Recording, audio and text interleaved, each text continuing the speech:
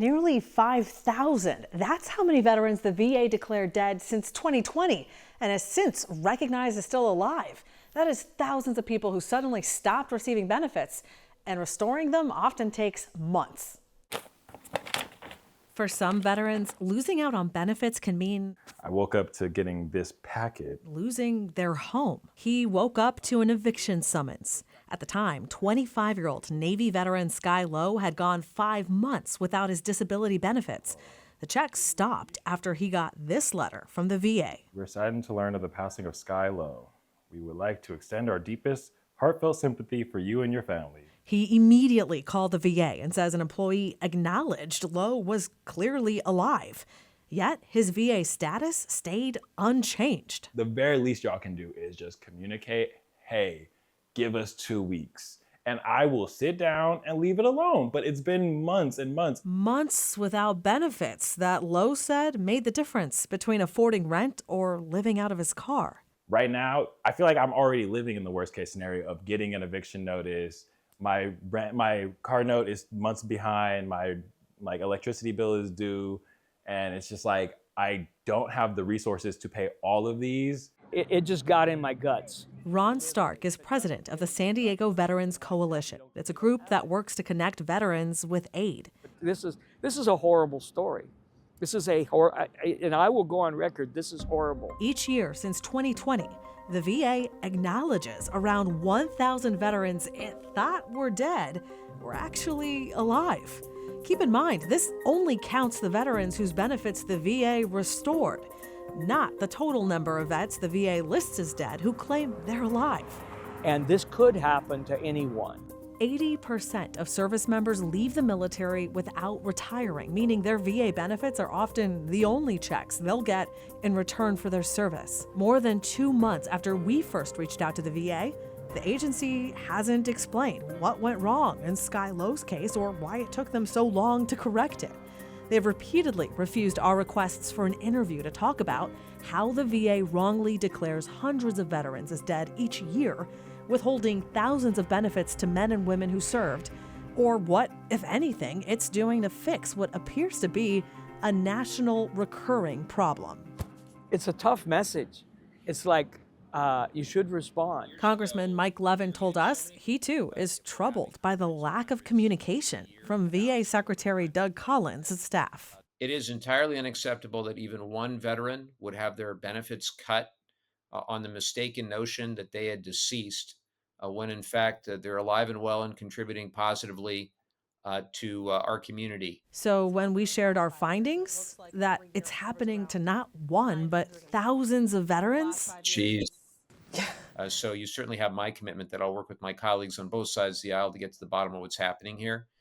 Representative Mike Levin, who sits on the Appropriations Committee, says he will work with fellow committee members to figure out how this is happening and how to fix it.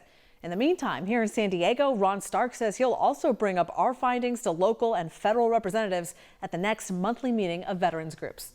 Alexis Rivas, NBC7 Investigates. I just felt I had a hunch that I wanted to start documenting this. By this, Blake Hertel means surveillance videos like this person ran the stop sign. And so there's somebody in this car right here. To get a better picture of what's happening, it helps to have a bird's eye view. See, Grossmont Boulevard and Fuerte Drive both curve when they intersect. So if drivers aren't paying attention and realize too late they need to swing around a curve instead of drive straight ahead, there's no shoulder, no margin of error. Quite the opposite. Both roadways hug the top of a 25-foot hill, one that drops into an often packed parking lot. That's my worst fear, is that I get a call one night and they say somebody got hit out in the parking lot. Hertel first reached out to the county nearly 4 years ago. Initially, things looked optimistic. A county engineer told him the site qualified for a guardrail, a process that could take at least 2 years. But now it's been more than 3 years, and when Hertel asked for an update this past winter, no one answered. How many more of these are we going to have before something worse happens? Something worse came close to happening last month when this car rolled over the hill and collided with a parked car with someone inside. And this was the second rollover in less than 2 weeks. This has gotten to the point where somebody's going to get seriously injured. So last month, Hertel told the county he planned to tip the media. And within hours, surveillance cameras captured county workers installing reflective pylons at the intersection. Not that we were trying to avoid the media, but we were trying to acknowledge that he was feeling frustrated and wanted to get that taken care of as quickly as possible. Marissa Berry is the county's new director of Public Works. She said the Grossmont and Fuerte guardrail request is one of 76 guardrail projects waiting for funding. Why are there so many guardrails waiting still for construction? We actually, I believe, have a pretty healthy program when it comes to taking care of our roads. There's just a lot of them. But we have 2,000 miles of roads. And guardrails compete with things like traffic signals, bike lanes, sidewalks, new curbs, and road repairs for the same pot of money. So she says they prioritize projects in places where people have paid the highest price. And we have never received a police report of an accident at that intersection. But that doesn't mean they didn't happen. NBC7 Investigates found police and fire records tying at least 3 crashes to this intersection. But Barry says since the county didn't know about any of them, they didn't prioritize the project. They even assumed the problem had been fixed. Even now, they're still on the fence. We need to know what the root problem is. Is the problem having something to keep a car from going off the edge of the hill? Or do drivers just need more warning about the curve? We don't want to make the problem worse. And colliding with that guardrail, if we put a guardrail there, that might be more detrimental than that rolling down that slope. The county hopes to have a clearer answer by this fall. Barry says they will install a white wooden fence like this one at that intersection. It won't prevent a car from driving over the edge, but they hope it will draw attention to this unusual stop. And we're really hopeful this will help resolve that. But until people and cars in the parking lot are protected, Hertel won't be satisfied. No, there's a very easy solution. This isn't ambiguous. We know what the solution is. And that, says Hertel, is nothing short of a guardrail. That would have prevented every single one of the accidents that we've observed. So the county says that they never got any crash reports tied to that particular intersection, but you guys found several police and fire rescue records related to crashes there. So explain why the county didn't see those. So the system the county uses to collect data on these crashes only includes police reports when there's a serious injury or a death. We searched that same system. We could only find one such report tied to this intersection, and that report didn't happen until last month. So why is the county installing this wooden fence? Why not just install a guardrail? Well, the wooden fence costs $50,000. A guardrail? $50,000, yeah. The guardrail, a lot more, $500,000. Wow. So the county wants to wait and see if the fence can prevent these rollovers, and if so, they can avoid dropping $500,000. And it's expensive, you're saying, that expensive, because they would really have to drill down. It's like a big endeavor in this particular spot. That's right. Because of the embankment dropping, a lot of engineering and studying would have to go into kind of fortifying this guardrail. I just didn't feel good about this. Michael Stewart remembers feeling uneasy when his son told him Patrick Henry High School's principal searched him. Generally an all-around good kid. So it was just a little like, oh, I wonder what led to a search of my son. After not hearing from the school, Stewart reached out. He learned his son went to the parking lot to drop off a school ceramics project in his car.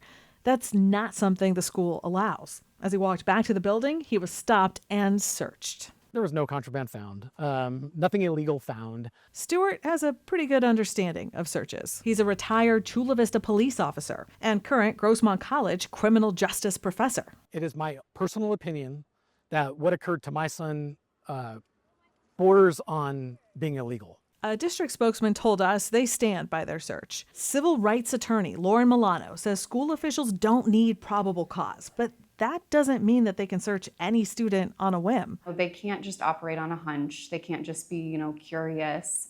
It can't be something so simple as it looks like there's something in that backpack, so now I can search that backpack for drugs. When Stewart asked the school for records about student searches, they told him they weren't tracking them all. It was shocking. Shocking, because San Diego Unified's own policy states they will, quote, document or keep records on the basis for the search. Why would they not keep data points on when they are taking a student into a room to search them. Why don't they know that? Farshad Talebi runs the district's Office of Investigations, Compliance, and Accountability. Because I do think sites are documenting and tracking things. But when we pressed him on which sites did what, he told us the district trusted school leaders knew the policy and never checked. I didn't do an audit of every school and how they're documenting. That's where I don't necessarily feel comfortable saying, some sites were doing it right, some sites weren't doing it right. NBC7 Investigates found at least one school wasn't doing it right. The school Stewart's son attended,